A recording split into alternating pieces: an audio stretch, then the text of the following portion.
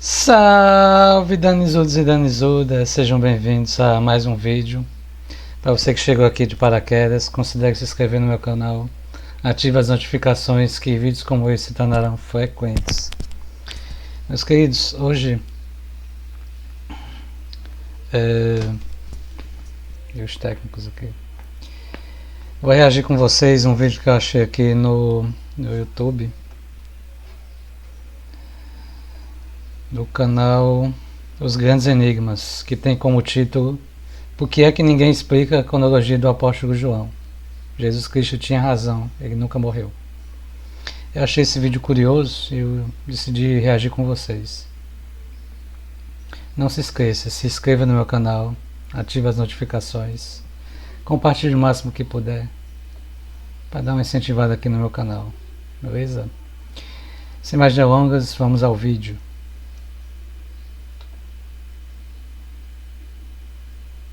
E se um dos 12 apóstolos nunca tivesse morrido? Jesus disse algo na praia da Galileia que deu origem a um rumor tão forte que nunca cessou. Ele olhou para um homem específico, e disse: Se eu quiser que ele permaneça vivo até que eu volte, o que isso te importa? E por quase 2000 anos as pessoas têm feito a mesma pergunta. Ele quis dizer isso literalmente, porque eis o que é estranho. Cada apóstolo tem uma história de morte. Pedro crucificado de cabeça para baixo, Tomé atingido por uma lança na Índia, Tiago executado à espada, Bartolomeu foi esfolado vivo. Todos eles, exceto João, o apóstolo, nenhum relato de martírio, nenhum momento de morte comprovado, nenhum registro romano, nenhuma testemunha ocular de seu último suspiro, apenas silêncio e uma frase antiga: ele dorme. Só isso. Agora, é aqui que a cronologia se interrompe. Porque o homem em torno do qual esse rumor se baseia viveu coisas que deveriam tê-lo matado. Ele sobreviveu a uma execução romana. Ele sobreviveu a todas as pessoas que caminharam ao lado de Jesus Cristo. Ele escreveu o último livro da Bíblia de uma prisão em uma ilha, aos 90 anos. E em algum lugar entre aquela costa e o silêncio em torno de sua morte, algo nessa história permanece sem conclusão. Antes de prosseguirmos, curta e inscreva-se, porque algumas linhas do tempo nunca foram feitas para serem seguidas até aqui. Então, vamos percorrer a linha do tempo do começo ao fim. Os detalhes que se escondem à vista de todos. Vamos começar na cruz, porque há algo aqui que a maioria das pessoas nunca viu. É 30 depois de Cristo. Jesus está morrendo em uma colina nos arredores de Jerusalém chamada Gólgota. E 3 evangelistas registram quem estava observando. Marcos menciona uma mulher chamada Salome, que permaneceu fielmente em meio à multidão. Mateus também a coloca no Calvário. Mas o próprio Evangelho de João, escrito com suas próprias palavras, descreve a mãe de Jesus perto da cruz, ao lado de uma mulher a quem ele se refere apenas como sua irmã. Sem nome, apenas sua irmã. Agora, compare esses 3 relatos e pergunte-se: e se Salome e essa irmã sem nome forem a mesma mulher, apenas descritas sob perspectivas diferentes? Porque se forem, isso significa que Salome era irmã de Maria, o que significa que João era sobrinho de Maria, o que significa que ele não era apenas um discípulo em quem se confiava, ele era da família. A razão pela qual Jesus olhou da cruz e disse: eis aí o teu filho. Eis aí a tua mãe. Confiar sua mãe aos cuidados de João pode não ter sido puramente simbólico. Pode ter sido algo profundamente pessoal e prático. Maria já era tia de João e Jesus possivelmente era seu primo. Esse é um detalhe que a maioria das aulas de escola dominical omite discretamente. E é o primeiro indício de que a relação de João com Jesus era diferente de tudo o que costumamos imaginar. Guarde essa ideia, pois tudo mais nesta linha do tempo se constrói sobre ela antes do trovão. Agora, vamos voltar ainda mais no tempo, porque para entender quem João se torna, você precisa entender quem ele era no início. Se João nasceu por volta de 6 d.C., ele provavelmente era um adolescente, talvez no início dos 20 anos, Quando Jesus o chamou para longe de suas redes de pesca, por volta de 26 d.C., a maioria das pessoas imagina João como um menino pobre de uma aldeia empoeirada à beira de um lago. Mas essa imagem não é precisa. Seu pai, Zebedeu, administrava uma operação de pesca grande o suficiente para empregar trabalhadores. João não veio da pobreza. Ele veio da estabilidade, de um negócio familiar, de um futuro, de oportunidades. E abandonou tudo isso. Em 26 de 7 d.C., João já estava percorrendo as cidades ao longo do mar da Galileia, Cafarnim e Betesda. Arqueólogos descobriram ferramentas de pesca do primeiro século, casas de pedra de basalto e ruínas de sinagogas exatamente nessa região, que correspondem ao mundo descrito nos evangelhos. A geografia é real. A economia é real. Isso é história comprovada. Em 28 d.C., João é formalmente nomeado um dos 12 discípulos. Mas eis o que preciso que você entenda antes de prosseguirmos. A versão de João que a maioria das pessoas conhece está incompleta. Ele não era quieto. Ele não era gentil. Ele tentou silenciar um homem que expulsava demônios, em nome de Jesus, simplesmente porque o homem não fazia parte do grupo deles. Ele e seu irmão Tiago olharam para uma aldeia samaritana que havia rejeitado Jesus e perguntaram, com toda a seriedade: Senhor, devemos invocar fogo do céu sobre eles? E ambos tiveram a audácia de perguntar a Jesus se poderiam se sentar à sua direita e à sua esquerda no reino. Isso não é humildade. Isso é ambição disfarçada de linguagem religiosa. Jesus viu isso e lhes deu um apelido: Ossudos, filhos do trovão. Não um elogio, mas um diagnóstico. Eram homens impulsivos, rápidos em julgar, lentos em compreender. Isso importa porque o que João se torna ao final dessa linha do tempo só é extraordinário se entendermos o quão longe ele teve que ir para chegar lá. O círculo íntimo. Por volta de 29 d.C., algo está mudando. Jesus começa a atrair João para mais perto. Não apenas para a multidão de 12, mas para um círculo íntimo de 3. Pedro, Tiago e João. Os que vão além. João está presente quando a filha de Giro é ressuscitada. Ele está no monte quando a transfiguração acontece. Quando Moisés e Elias aparecem ao lado de Jesus, em uma luz ofuscante e uma voz vem do céu. A maioria das pessoas ignora esse momento, mas vale a pena ler com atenção. Moisés representa a lei. Elias representa os profetas. E ali, entre eles, Jesus. No contexto da teologia judaica, isso não é apenas um milagre. É uma declaração. Ele é aquele para quem a lei apontava, mas que jamais poderia produzir. Aquele que os profetas previram, mas que nunca viveram para ver. O plano de resgate, o diagnóstico, sempre esteve à espera. Porque a lei nunca teve a intenção de salvar ninguém. Ela tinha o propósito de nos mostrar o que era necessário e de nos mostrar que jamais conseguiríamos atingir esse padrão. Não de forma consistente, não completamente, mas ele podia. E só ele podia carregar o que devíamos e resgatar aqueles que depositavam sua confiança nele. É isso que a transfiguração anuncia silenciosamente daquele monte. E João está lá, observando tudo acontecer. Ainda aprendendo, ainda crescendo, mas agora mais perto do que quase qualquer outra pessoa viva. O caminho para a cruz é o ano 30 depois de Cristo, a última semana. João e Pedro são enviados a Jerusalém para preparar a refeição da Páscoa, um encontro que mais tarde seria lembrado como a última ceia. Eles se reúnem em um cenáculo emprestado na colina ocidental da cidade, o que a tradição agora chama de Monte Sião. Uma mesa, 12 homens e uma refeição prestes a mudar o significado de tudo. À mesa, João se reclina perto o suficiente de Jesus para perguntar-lhe em voz baixa quem é o traidor. Na cultura gastronômica do primeiro século, reclinar-se ao lado do anfitrião e falar em voz baixa era completamente normal. João não está sendo dramático. Ele está fazendo o que qualquer um faria se tivesse esse tipo de acesso. E João tinha esse acesso. Mais tarde naquela noite, o grupo atravessa o Vale do Quidrã até o Monte das Oliveiras.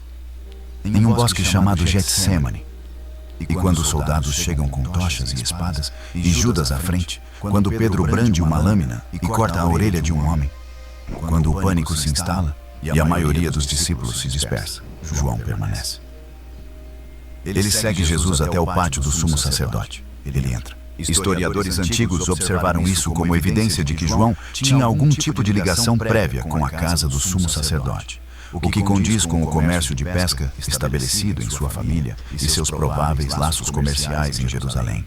E então veio a crucificação. A maioria dos discípulos estava escondida em algum lugar da cidade. João estava no Gólgota, perto o suficiente para que Jesus o visse. Dentro do alcance da visão e da audição, o que era condizente com a prática romana, os observadores tinham permissão para se aproximar o suficiente para serem vistos pelos condenados. E da cruz, Jesus olha para sua mãe e para João, que está ao lado dela, e faz um acordo. Quero parar aqui por um segundo, porque pense no que este momento realmente representa. O Filho de Deus, pendurado em agonia e, em meio a isso, pensando em seu melhor amigo. Ele estava pensando em sua mãe. Estava se certificando de que as pessoas que amava estivessem bem cuidadas. Mas a Bíblia deixa claro que ele estava pensando além disso. Ele estava ali como o pagamento pelo pecado, e não apenas pelos pecados das pessoas que assistiam, mas pelos pecados do mundo inteiro, incluindo os seus, os meus, os de todas as pessoas que já viveram. Quando Jesus pagou esse preço, ele o fez com pleno conhecimento do século 21. Ele era plenamente Deus, o que significa que sabia de tudo, e era plenamente homem, o que significa que podia se colocar no lugar das próprias pessoas que veio resgatar. É por isso que a permanência de João aos pés da cruz não foi apenas um ato de lealdade. É um lugar privilegiado para testemunhar o momento mais significativo da história da humanidade: o túmulo vazio e a praia. Alguns dias depois, ainda às 30 horas, João corre para um túmulo escavado na rocha, nos arredores de Jerusalém. O tipo de câmara funerária esculpida e selada com uma pedra rolante, bem documentada na arqueologia do primeiro século. Ele chega, vê as vestes funerárias dobradas e separadas. O corpo desapareceu. E o texto diz algo preciso. Ele viu e creu antes de ver Jesus, antes de tocar em qualquer coisa. Ele observou as evidências dentro daquele túmulo, e algo dentro dele sabia que aquilo importava, porque a ressurreição não era apenas um milagre para Jesus. É a garantia para todos os que confiam nele. O mesmo poder que ressuscitou Jesus dentre os mortos é a promessa de que a morte não é a palavra final para ninguém que invoque o seu nome. E então vem o luto na praia. Semanas depois, João retorna ao norte, para a Galileia. Ele e um grupo de discípulos estão no mar antes do amanhecer, no mesmo mar onde outrora pescava com seu pai. Uma figura aparece na margem. Ele grita, perguntando se pescaram alguma coisa. E João é o primeiro a reconhecê-lo. É ele. Ele diz isso antes que qualquer outra pessoa veja. E Pedro, sendo Pedro, imediatamente se joga na água. Mas o que Jesus diz a seguir, durante aquele café da manhã na praia, especificamente sobre João, é a frase que dá início a tudo. E precisamos chegar a ela corretamente. Então, vamos primeiro construir o quadro completo de como é a vida de João após a ressurreição. Após a ascensão, nos anos dos milagres, 31 do Cristo, João e Pedro estão entrando no complexo do templo em Jerusalém, quando um homem que era paralítico desde o nascimento é curado diante de uma enorme multidão. Os saduceus, o grupo religioso dominante que rejeitava especificamente a ideia da ressurreição, ficaram furiosos. João e Pedro foram presos, levados perante o conselho, interrogados e depois libertados porque o homem curado estava ali mesmo. Não havia nada de que pudessem acusá-los. Avançando para o presente, por volta de 42 d.C., João começa a escrever o evangelho que leva seu nome. As evidências físicas de quão cedo esse material circulava são notáveis. Um fragmento de papiro chamado P52. O papiro de Ryland, pouco maior que um cartão de visitas, contém parte da conversa entre Jesus e Pilatos. Sua datação é de cerca de 90 d.C., possivelmente anterior, e foi encontrado no Egito, longe de onde foi escrito, já copiado, já viajando, já nas mãos de pessoas que o valorizavam. Isso não é uma lenda preservada pela memória. É história documentada e preservada em forma física. 44 depois de Cristo, Herodes Agria começa a perseguir a igreja primitiva. E Tiago, irmão mais velho de João e um dos 12 apóstolos originais, seu parceiro no trovão, é executado à espada. O primeiro apóstolo a morrer por sua fé. João sobrevive. Éfeso, exílio e o caldeirão. Em 64 d.C., João vive em Éfeso, uma importante cidade portuária, no que hoje é o oeste da Turquia. Ele escreve 3 evangelhos, cartas: 1 João, 2 João, 3 João. Breves, urgentes, pessoais, alertando contra falsos ensinamentos, chamando os crentes de volta ao amor e à verdade. Então vem o que os historiadores chamam de o momento mais dramático de toda a vida de João. É entre 95 e 96 d.C. O imperador Domiciano lançou uma campanha sistemática de perseguição contra os cristãos, e a recusa veemente de João em ceder chamou a atenção de Roma. O escritor cristão primitivo Tertuliano registrou o que aconteceu em seguida. João foi condenado e jogado em um caldeirão de óleo fervente em Roma, diante de testemunhas, com todos esperando que aquele fosse o fim. A última testemunha ocular viva da vida e ressurreição de Jesus Cristo havia desaparecido, e ele emergiu ileso. A multidão que assistia não conseguia explicar. Alguns se converteram ali mesmo. A execução se torna um milagre, e Roma, incapaz de matá-lo, faz o que lhe parece mais adequado. Exilam-no para a ilha de Patmos. Patmos é rochosa, árida, quase inabitável. Roma usava ilhas como essa para pessoas consideradas perigosas demais para serem deixadas em liberdade e complexas demais para serem executadas publicamente. Registros antigos e a arqueologia confirmam que Patmos possuía pedreiras usadas para trabalho forçado e uma caverna acima da cidade portuária de Scala, venerada há mais de 1000 anos como o local onde João recebeu as visões do livro do Apocalipse. Ele escreve daquela ilha: Eu, João, sou vosso irmão e companheiro na tribulação. Quando Domício morreu em 96 d.C., o Senado romano revogou seus decretos. João foi libertado. Ele retornou a Éfeso, passou seus anos restantes ensinando, moldando a igreja primitiva e ajudando a formar a coleção de textos que se tornariam o Novo Testamento. Sua morte é geralmente situada por volta de 100 depois de Cristo. O último dos 12, a testemunha final. Ou, assim conta a história, a sentença que deu início a tudo. Agora, aqui está a sentença. Após a ressurreição, naquela manhã, na margem do mar da Galileia, depois do café da manhã, depois da conversa, Pedro se vira para Jesus, aponta para João e pergunta: Senhor, e quanto a ele? E Jesus responde: Se eu quiser que ele viva até que eu volte, o que isso te importa? 5 palavras depois dessa frase, o boato já estava circulando. Os primeiros crentes interpretaram isso literalmente.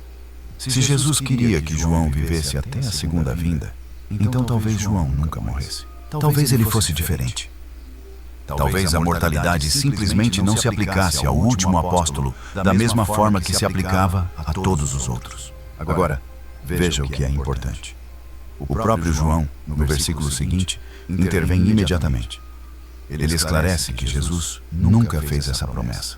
Ele disse: se condicional, hipotética, uma forma de desviar a atenção de Pedro, não uma profecia sobre a vida de João. Mas essa correção nunca se alastrou. Eis o que torna esse rumor em particular tão persistente, tão impossível de dissipar completamente. Todos os outros apóstolos têm uma história de morte. Pedro crucificado de cabeça para baixo, André numa cruz em forma de X, Tomé atingido por uma lança na Índia, Mateus morto à espada, Filipe crucificado, Bartolomeu esfolado vivo, Simão, o Zelote, partido ao meio. Até Judas tem um fim, João não. Nenhum relato de martírio, nenhum momento de morte comprovado, nenhum documento romano, nenhum registro da igreja, nenhuma cerimônia de sepultamento confirmada. Para o último apóstolo vivo, o silêncio é estranho. Os versículos que sustentam a teoria. E não para por aí, porque quando as pessoas começaram a pesquisar, encontraram mais. Em Lucas 9, 27, Jesus diz: alguns dos que aqui estão não provarão a morte antes de verem o reino de Deus. João estava lá. A maioria dos cristãos interpreta isso como uma referência à transfiguração ou à ressurreição, eventos que aconteceram em poucos anos. Mas uma minoria observa o fato de João ter sobrevivido a todos os outros apóstolos e questiona se ele era especificamente aquele a quem Jesus se referia. Depois, há Apocalipse 11. As duas testemunhas, duas figuras que profetizam durante o fim dos tempos, morrem e ressuscitam. A tradição a muitos identifica como Enoque e Elias, as únicas duas figuras em toda a Escritura que nunca experimentaram uma morte normal. Enoque foi levado por Deus. Elias foi levado num carro de fogo. E o argumento é que a Escritura diz que está determinado que o homem morra uma vez. Portanto, se eles nunca morreram, ainda lhes é devido esse encontro, o que significa que poderiam retornar. Um grupo menor acrescenta João a essa discussão. Ele escreveu sobre as duas testemunhas. Ele as viu em sua visão. E se ele nunca morreu de fato, ele também estaria aguardando esse encontro final. E então há Apocalipse 1, 9. João escreve de Patmos: eu, João, sou vosso irmão e companheiro na tribulação. A maioria dos estudiosos interpreta isso como uma demonstração de solidariedade no presente com os crentes que sofrem. Mas outros questionam: se João já estivesse no céu, já além da mortalidade, como poderia se descrever como um companheiro em uma tribulação que ainda está por vir para o resto de nós? Nenhum desses versículos por si só prova a imortalidade, mas em conjunto construíram uma tradição que se recusou a desaparecer ao longo de quase 2000 anos de história da Igreja. Quem realmente acredita nisso e até que ponto essa crença se estende? Então, quem são os milhões de pessoas que ainda mantêm essa crença? Ela remonta a tempos mais antigos do que você imagina. Teólogos medievais, pensadores sérios e rigorosos como Tomás de Aquino e Francisco de Sales cogitaram a ideia de que João poderia ser mantido em reserva divina, oculto, preservado, separado para um papel final no fim dos tempos, assim como Enoque e Elias. Essas não eram vozes marginais. Eram algumas das mentes teológicas mais respeitadas de seus séculos. Séculos depois, os santos dos últimos dias interpretaram João 21 como uma concessão divina literal de vida contínua. Em sua tradição, João não é apenas lembrado.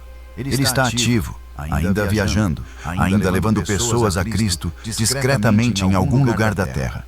Agora, na era moderna, isso se torna ainda mais estranho. Há relatos de avistamentos, viajantes afirmando terem encontrado homens de aparência ancestral que falam com uma autoridade incomum e depois desaparecem.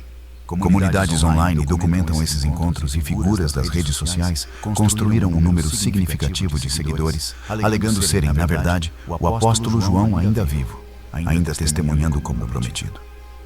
E para ser honesto, existe uma lógica interna estranha na teoria da sobrevivência, que é difícil de descartar completamente. Se o relato do óleo fervente for histórico, e Tertuliano o registra como fato, então João já sobreviveu a algo que deveria tê-lo matado. Isso não prova a imortalidade, mas isso estabelece, no mínimo, que sua vida foi excepcionalmente protegida de maneiras que não se encaixam em nenhuma explicação normal. A conclusão honesta. Muito bem. Vamos ser francos sobre o que as evidências realmente dizem. A Bíblia nunca prometeu imortalidade a João. A passagem que deu início a toda essa conversa é corrigida pelo próprio João em seu Evangelho. No versículo seguinte, ele deixa absolutamente claro que Jesus nunca disse que não morreria. Ele disse "se". E João sabia a diferença entre uma condição e uma promessa. Nenhuma testemunha ocular antiga afirma que João viveu além do primeiro século. Os historiadores da igreja primitiva são consistentes. Irineu, Úcio e Polócrates de Éfeso. Todos situaram João em Éfeso na velhice. E todos registram que ele morreu lá pacificamente durante o reinado do imperador Trajano, em algum momento entre 98 e 117 d.C. Uma basílica do século IV foi construída sobre seu túmulo no Monte Ayasul, em Éfeso. Os primeiros cristãos se lembravam desse local e o trataram como seu lugar de descanso por séculos. Mesmo a história do caldeirão, se cada palavra for verdadeira, prova apenas que Deus o protegeu naquele momento. Proteção divina não é o mesmo que a suspensão permanente da mortalidade. Então, João viveu para sempre? Ele ainda está vagando em algum lugar da Terra hoje? Pessoalmente, tenho muitas dúvidas. Os registros históricos, embora escassos, apontam para uma morte tranquila em Éfeso, na velhice. O silêncio em torno de sua morte é incomum, mas o silêncio não é prova de sobrevivência. Mas eu acredito que João está vivo? Sim, absolutamente sim, no sentido mais profundo e real dessa palavra. Porque João confiou naquele que não era apenas seu amigo mais próximo, mas seu Salvador e seu Senhor. E por causa dessa confiança, João está vivo de uma maneira que a morte não pode alcançar. Não preservado em alguma caverna, não vagando silenciosamente pela terra, mas genuinamente vivo, além do túmulo, na presença do Jesus, a quem seguiu desde um barco de pesca até a cruz e o túmulo vazio. E essa mesma promessa, essa mesma esperança, pertence a qualquer pessoa que faça a mesma escolha. Qualquer pessoa que deposite sua confiança em Yeshua, assim como João, viverá de uma maneira mais real e duradoura do que qualquer coisa que possamos ver atualmente. Não depende de boatos, não depende de avistamentos, não depende de teorias da internet, depende somente dele. E o Jesus que cumpriu sua palavra a João na praia da Galileia é o mesmo Jesus que cumpre sua palavra a qualquer pessoa que invoque seu nome hoje. Essa é a cronologia. Essa é a verdade. E se você quer saber o que as Escrituras preveem para o futuro deste mundo, para esta geração... Pronto, meus queridos, estamos aqui diante desse vídeo, apenas confirmando tudo que nós sabemos. João, ele continua vivo, tá? Isso não é só uma crença nossa, mas também uma crença de muitos cristãos, inclusive dos etíopes. Durante o vídeo foi mostrado muitas vezes ali algumas páginas de uma Bíblia, justamente da Bíblia etíope, e quem já estudou sabe que a Bíblia etíope é diferente da Bíblia que conhecemos hoje, uma Bíblia mais que tem livros a mais, né? A gente sabe que havia alguns grupos antes de a igreja ser restaurada, e um desses escritos etíopes afirma que João, ele continua vivo, e nós sabemos isso por revelação dada a Joseph, onde foi revelado que João ele foi da mesma forma ali que os 3 nefitas teve seu corpo transladado. Muitos cristãos afirmam que João morreu de velhice, né? Da mesma forma que Moisés morreu. E sabemos hoje que Moisés, assim como Elias, assim como Eliseu, tiveram seus corpos transladados. Mas e você, o que você acredita? Deixa aqui embaixo nos comentários, que eu vou ler com muito carinho. Agradeço desde já aqui a paciência de todos por terem participado desse vídeo, e espero vocês no próximo vídeo. Até mais.